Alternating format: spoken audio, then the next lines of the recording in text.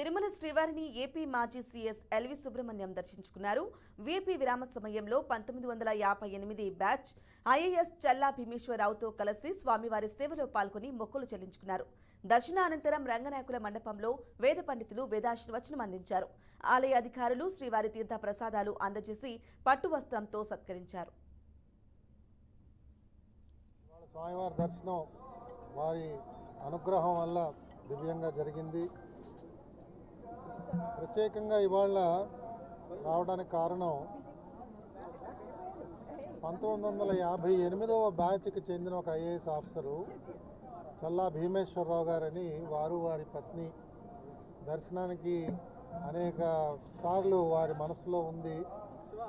వారి కోరిక తీర్చడానికి స్వామివారు నన్ను ఈ విధంగా ఇక్కడికి లాక్కుని వచ్చారు. వారు గొప్ప దేశభక్తుడు. ఈ వయసులో కూడా ఇంకా దేశం కోసం అని చెప్పి అనేక మౌలికమైన అంశాల మీద ఆయన వ్యాసాలు రాయడం, గ్రంథాలు రాయడం చేస్తున్నారు. వారి దర్శనం కోసమే మేము వచ్చాం. స్వామివారి అదృష్టం మాకు కల్పించారు. తిరుమల తిరుపతి దేవస్థానం ఎప్పుడు వచ్చినా కూడా ఇక్కడ అది మాకు పుట్టినింటిలాగానే లెక్క.